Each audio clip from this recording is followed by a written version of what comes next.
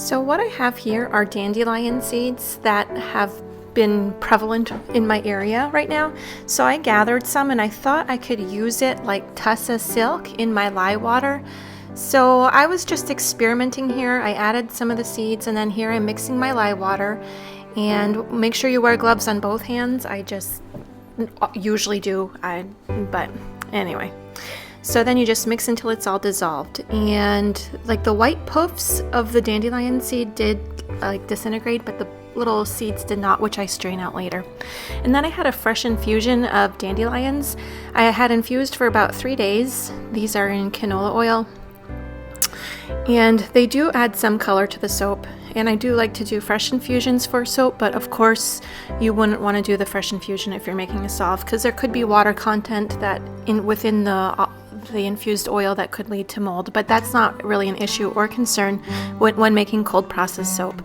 So I just poured the infused oils and dandelions into this jelly bag, and I really recommend using this. This makes it so much easier. If you don't have a jelly bag, you could use cheesecloth or just like a flour sack towel to strain it that way.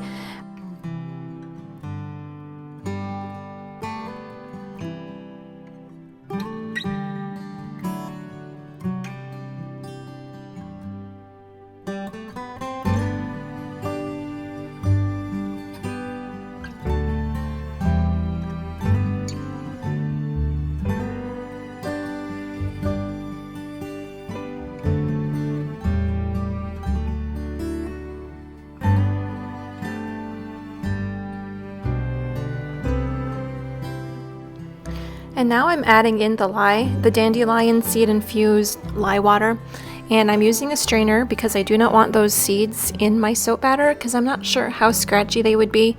So I'm just straining them out on the safe side.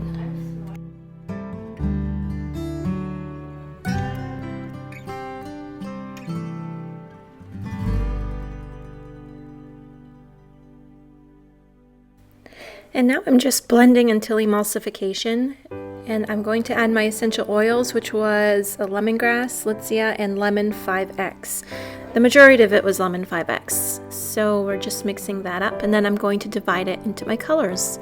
And so for my colors today, I am using turmeric, which I'm pouring right now. I'm going to be using also spirulina, rose clay, and paprika. Now for each of these colors, for the turmeric and the spirulina, I added about 1 teaspoon of powder and about 1.5 to 2 teaspoons of canola oil just to mix it up. I do not mix my spirulina in water because it will clump, and I learned that the hard way. And so I have my rose clay. I believe I'd used like 2 teaspoons and that of clay with a tablespoon of oil. And for my paprika, I have an infusion, and I don't have much left, so you'll see me pouring the rest of my paprika infusion into that middle pitcher there.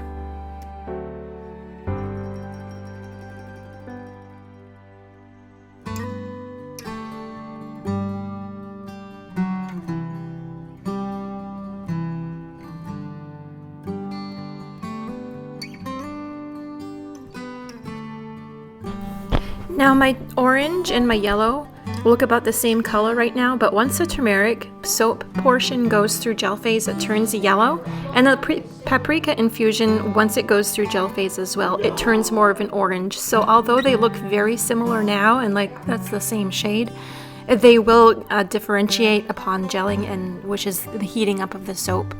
Well, that's what I'm basing it on. In my experience, that's what has happened to my colorants. So now I'm just doing a Clyde slide down the pitcher, varying up the colors for each, and then I'm going to just be pouring it into my mold, as you'll see.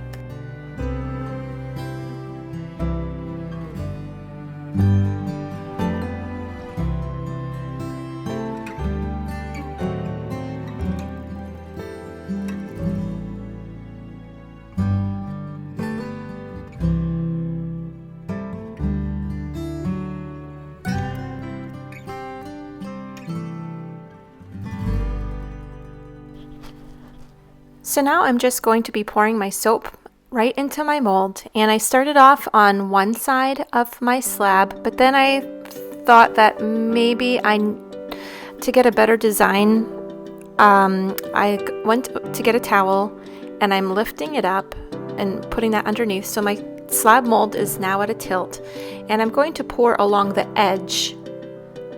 This way, in my experience, I get a better design when I pour along the side of the mold instead of directly into the soap, the slab mold. I apologize for my filming too. You can't exactly see the picture, but I will adjust this in a moment. Like, I finally figured out that it wasn't catching the whole thing, so you'll see the whole thing in a minute.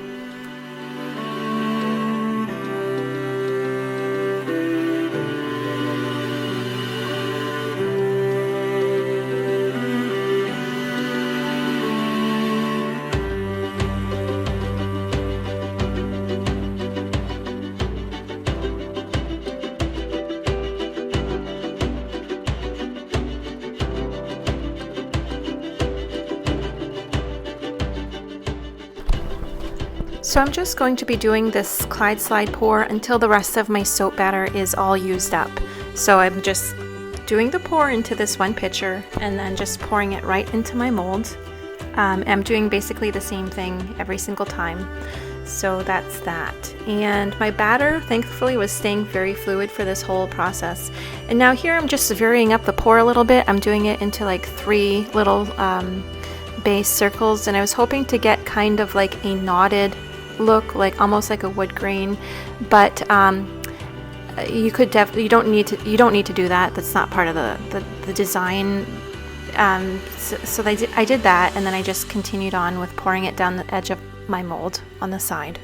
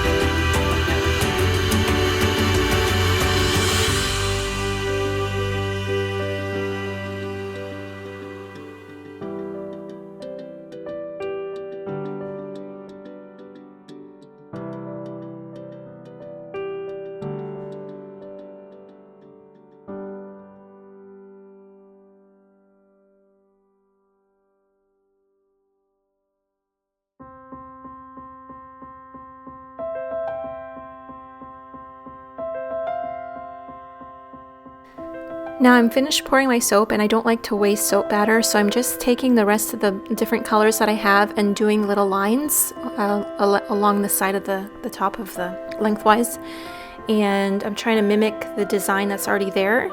But then I take a skewer and I'm going to be making a design on top. Now you don't have to do this, you don't even have to like put your extra soap on the top. I'm just doing it because, but you could certainly do it however you wish. But once I do this, get my skewer, I'm just going to be doing the design just on the surface. I'm not going to be putting it all the way down to the bottom of the mold.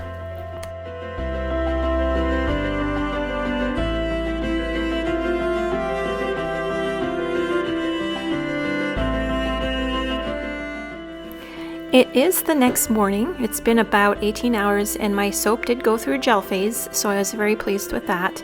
And I'm cutting the slab into 4 lobes as shown.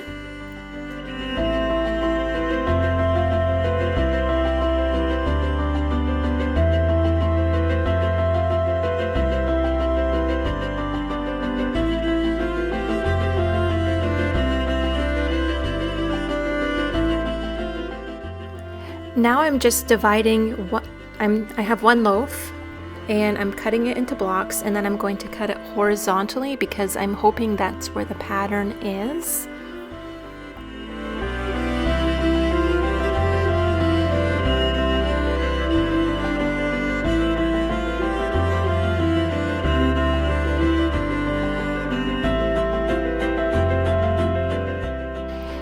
And I prefer cutting my soap this way with a knife because I get a cleaner cut. When I use my wire cutter, it leaves like little spots. I don't know if it's stearic acid, but I find the knife just gives a nicer, cleaner slice for these more delicate designs. So that's why I did it that way. And then this soap beveler / router I got from Wild Plantanica, and it just gives a really nice bevel along the edge of the soap. Just really making it, come to life and giving it a little more detail.